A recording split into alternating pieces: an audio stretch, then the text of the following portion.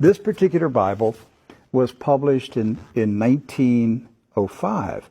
Now, the reason I brought it out is that I want to show a map that's in this Bible. Now, mind you, the Scofield Bible was not published until 1913. Right. And I have in my office an original 1913 Scofield, which was the introduction of the Zionist Masonic heresies about a future state of Israel and separating the church from Israel and all that rapture stuff. That's where it came from.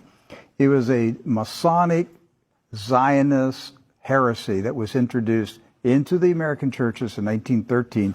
This is a 1905 Bible. Pre-Scofield. Pre-Scofield, with no Scofield notes in it.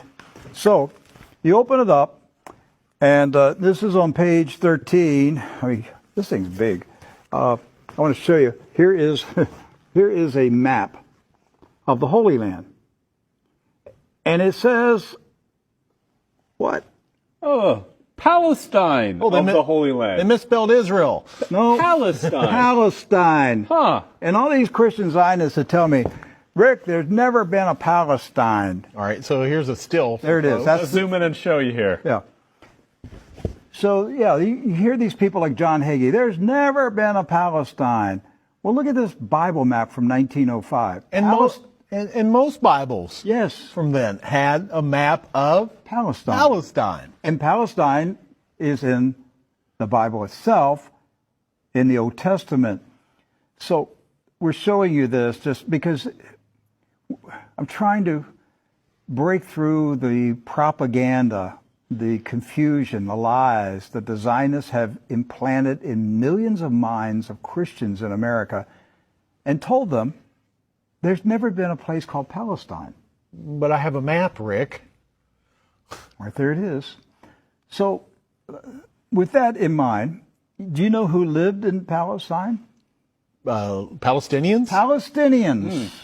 I got that one right. Palestinians. And Palestinians were Jewish, Christian, And Muslim. and Muslim. Right. They weren't a particular faith. They were citizens of a particular country. Palestine. Palestine.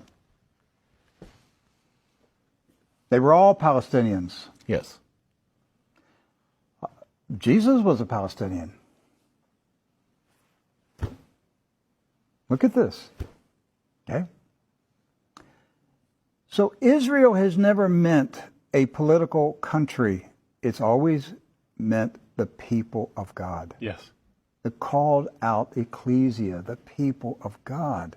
That's what Israel means. It's not a political country. With that in mind, we're going to show you some of the scenes of the violence that's taking place in Palestine this week, because here's what's happened. Following the 1917 Jewish Bolshevik Revolution in Russia, where the Jewish Bolsheviks went in and slaughtered the Romanov families in a satanic ritual, imposed communism on Russia, killed hundreds of thousands, literally millions of Christians, hundreds of thousands of Christian Orthodox pastors, and burned their churches, and just a horrible attack on the Russian church in 1917 and afterwards. Then they began to infiltrate Palestine in the 1920s and the 30s.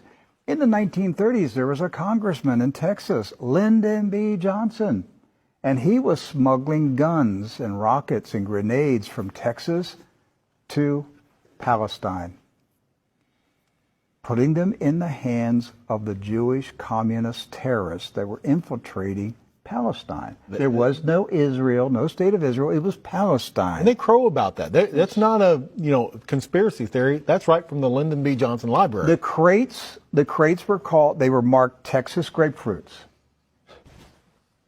The grenades, they were shipped as Texas grapefruits. The same grapefruits that blew up the King David Hotel. Right. to the 1920s, the 30s, and into the 40s, the European Ashkenazis invaded Palestine, infiltrated. The Arabs, Christian, Muslim, and Jewish, all Palestinians, were alarmed by the arrival of the communist Ashkenazis from Europe. The so-called Jewish settlers were they killed the Jewish residents of Palestine. Yes. Do you And the understand British that? They killed the Jews who lived in Palestine. They killed Christians. They killed Muslims. They finally got enough critical mass that they had enough numbers that they took over Palestine and declared their independence in 1948. And Harry S. Truman, a 33rd degree Freemason, quickly recognized this new country as a real country. And that's how we got to 1948 and the State of Israel. There's never been peace in the Middle East since that day. That day is marked by all Palestinians as a day of disaster. Nakba. Nakba. A day of disaster. The disaster continues to this day.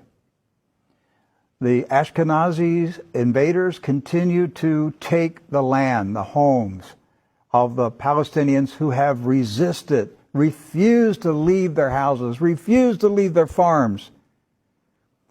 It's not about Palestinians